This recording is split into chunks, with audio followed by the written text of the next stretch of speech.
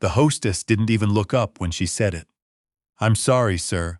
I don't see your name on the reservation list." She was holding a little black clipboard, the kind that makes people feel important when they're standing behind a podium. The restaurant was called Clementine's. My son had chosen it. Of course he had. It was the kind of place where the bread costs $12 and nobody blinks. I stood there in my good jacket, the one my wife bought me the Christmas before she passed, and I looked past the hostess into the dining room. I could see my son. He was laughing at something. Jacket that probably cost more than my first truck. Hair done like he was in a magazine.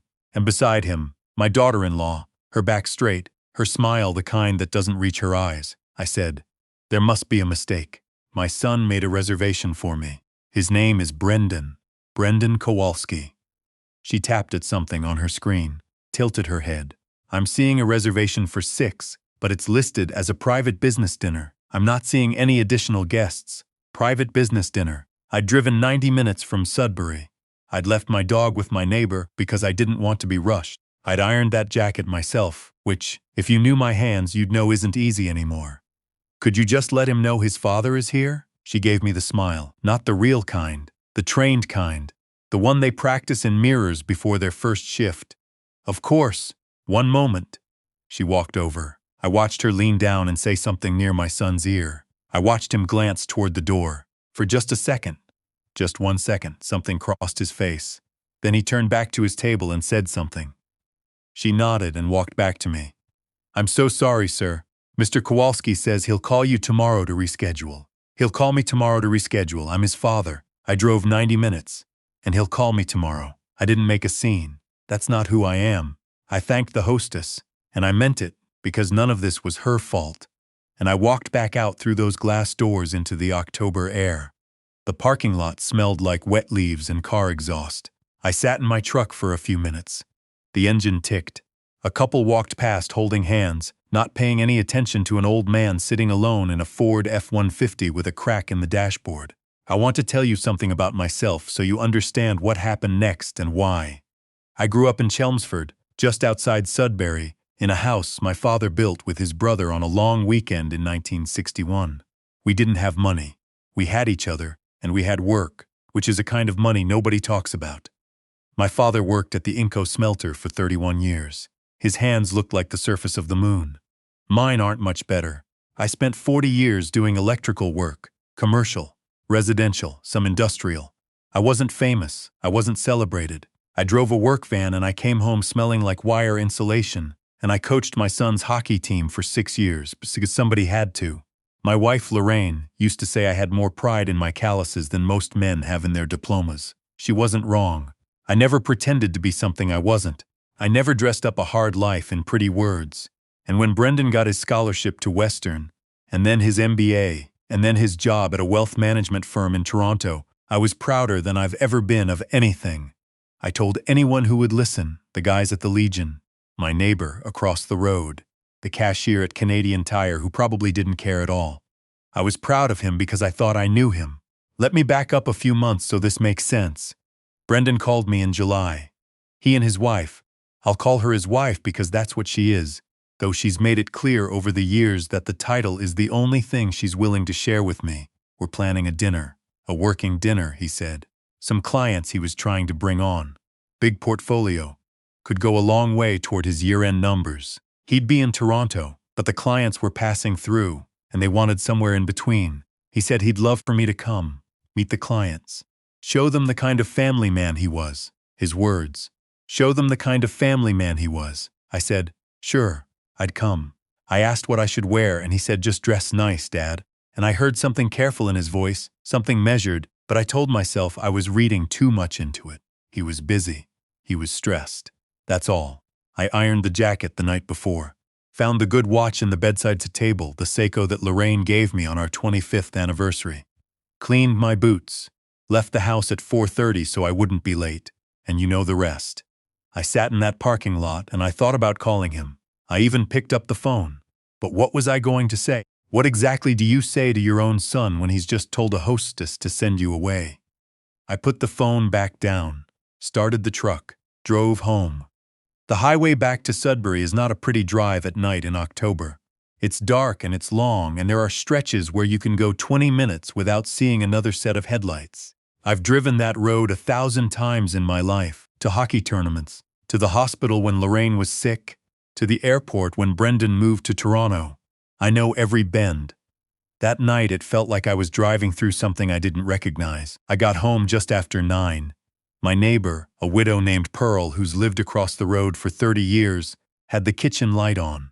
I knocked and picked up my dog, an old shepherd mix named Gus, who doesn't move fast anymore but always seems glad to see me. Pearl asked how the dinner was, and I said fine, not great. She looked at me for a moment the way old friends look at you when they know you're not saying everything, and she didn't push.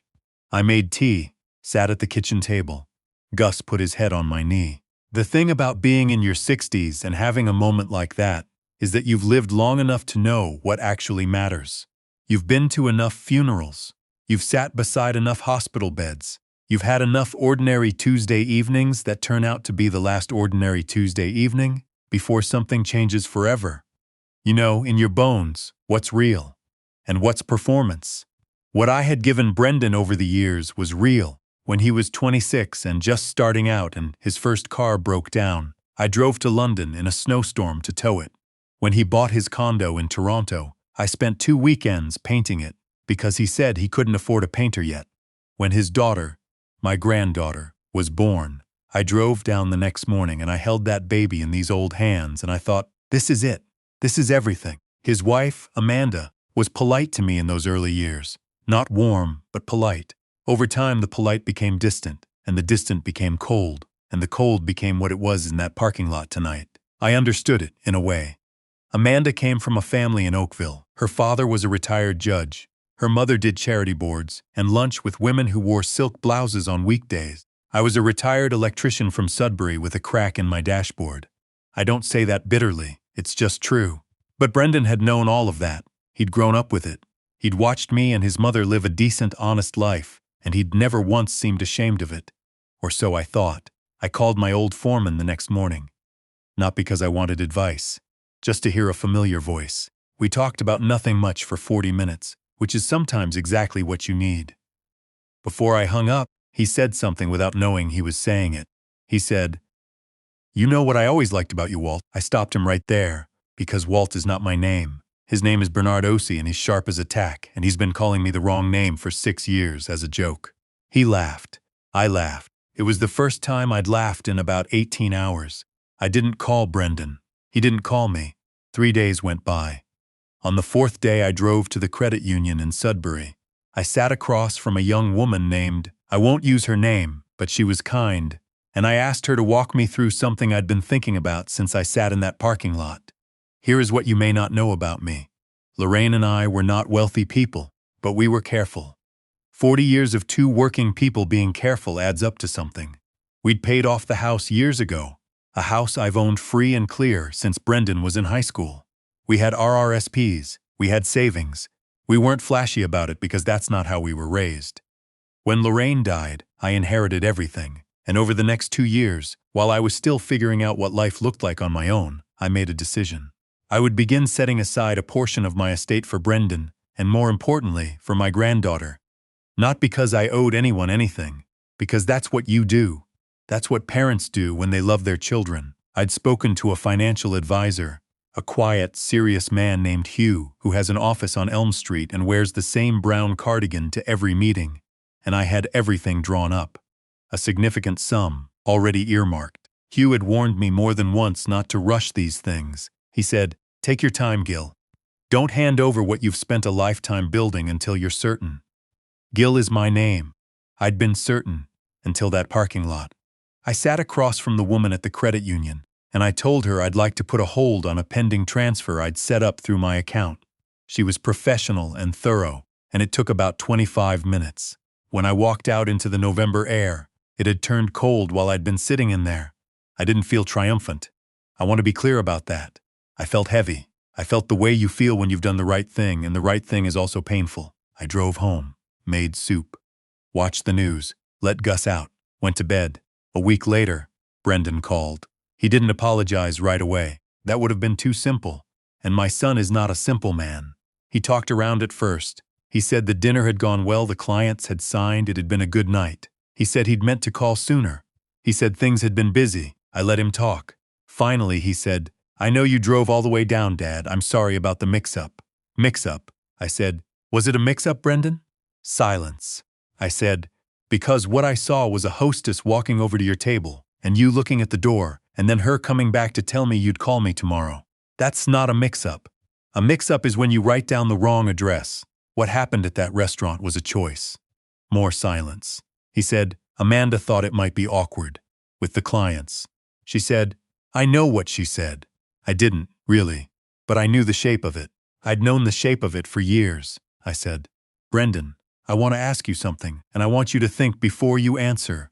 Are you ashamed of me? He didn't answer right away. And the fact that he didn't answer right away was itself an answer. He said, It's complicated, Dad. I've thought about those 3 words a lot since then. It's complicated. I've turned them over in my mind, the way you turn a stone in your hand when you're fishing. Just something to do while you wait. It's complicated. Maybe he meant that his life had become something I couldn't fit into neatly. Maybe he meant that Amanda had opinions and he'd stopped fighting them. Maybe he meant that he was ashamed, and he knew it was wrong to be ashamed, and he didn't know how to hold both of those things at once. I said, You're not complicated to me. You never were. I told him about the transfer. I told him calmly, without anger in my voice, because I wasn't angry, not anymore.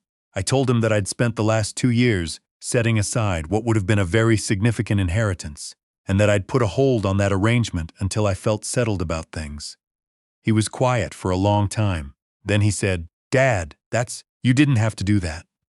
I know, I said. That money was, we were counting on. He stopped himself. There it was. Not I'm sorry, Dad, not I was wrong. We were counting on that money. That's what came out. And in some ways I was glad it did, because it told me what I needed to know about where things actually stood. I said, I know you were. That's the problem. I didn't slam the phone down. I'm not dramatic like that. I just said, take some time, Brendan. We'll talk when you're ready to talk honestly.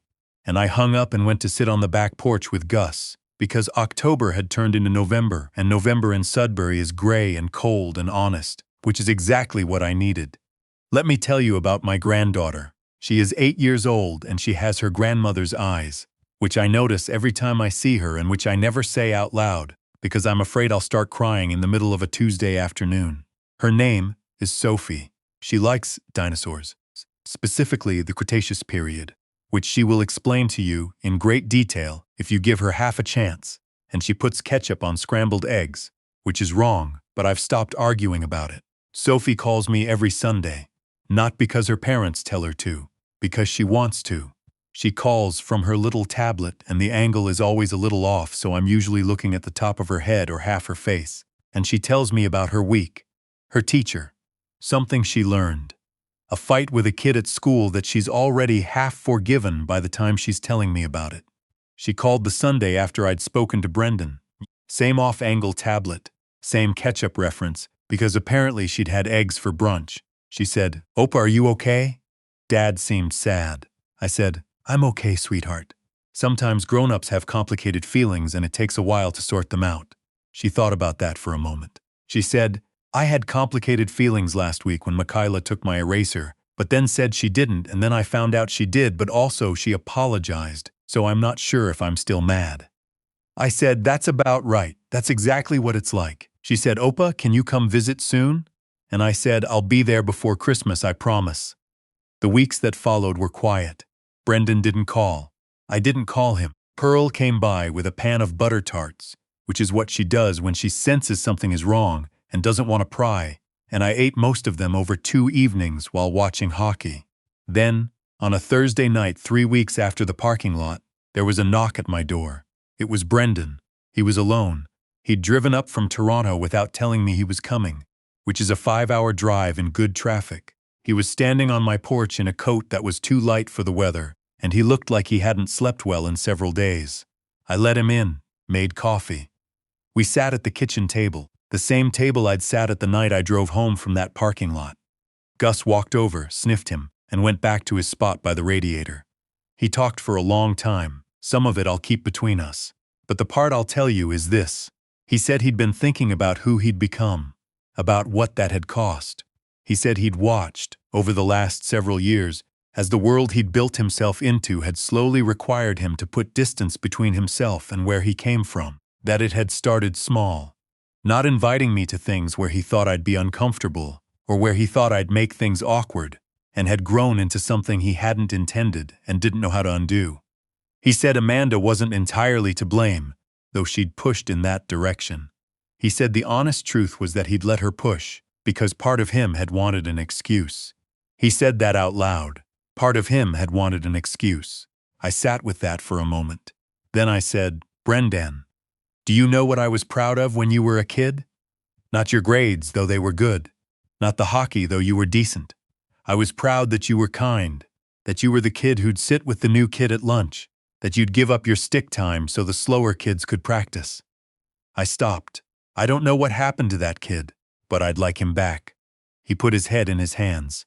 We talked for 2 more hours, about his mother, about what it had been like to build his career while I was here alone after she died, about Amanda and what they still had to work through, which was not nothing, about Sophie, who was for both of us the clearest version of what mattered. Before he left, he stood in the front hallway with his coat on, and he said, Dad, I'm sorry. I mean that. I know it doesn't fix anything. I said, it fixes more than you think. I didn't reinstate the transfer that night. I want to be honest with you about that. I'm not a man who makes decisions in the heat of an emotional moment, which is probably why I'm still solvent at 67. I told Hugh to keep the hold in place for now, that I'd revisit it in the spring, once I'd seen how things went. Because here's what I know after 67 years. People can mean what they say in a moment and not follow through. That happens. People can cry at a kitchen table and then make the same choices 6 months later, because change is hard and old habits are magnetic. I love my son, but love doesn't mean blind faith. I've earned the right, at this point in my life, to wait and see. December came. I drove down to Toronto on a Friday. Gus in the back seat, butter tarts from Pearl in a tin on the passenger seat, the good Seiko on my wrist. I pulled up in front of their house in Forest Hill, which is a neighborhood that makes me feel like I've wandered onto a TV set, and before I could even reach the front step, the door flew open. Sophie ran down the path in her socks. In November, in Toronto, no shoes, she slammed into me at full speed. 8-year-olds don't have a slower setting, and she wrapped her arms around my waist and said, Opa, you're here. You said before Christmas, and it's before Christmas. I said, I keep my promises. I held her there for a moment. This child who has her grandmother's eyes and ketchup opinions and Sunday phone calls, and absolutely no idea that the adults around her had been stumbling through something difficult. And I thought about the grain of things, about what you build that lasts, and what you build that doesn't. My father built a house in Chelmsford in 1961. It's still standing. I checked a few years ago when I drove through. Someone else lives there now, has for decades, but the bones are the same bones. That's what good work looks like. It doesn't announce itself. It just stands there in the cold, holding up the roof, doing what it was made to do. Amanda met me at the door. She looked different than I'd seen her before, smaller somehow. Not in a diminished way, in a real way. She said hello. She said she was glad I'd come. I said I was glad too. We didn't have the big conversation. I don't know if we ever will. But we sat at her table and ate the butter tarts from Pearl's tin, and Sophie explained the Cretaceous period to everyone at the table, with absolute authority, and Brendan looked at me at one point, just caught my eye for a second, with an expression I hadn't seen on him in a long time. It looked like himself. I drove home Sunday evening, back up the long highway, with Gus asleep in the back. The lights of Sudbury came up over the horizon the way they always do. That particular orange glow that tells you you're home when nothing else will.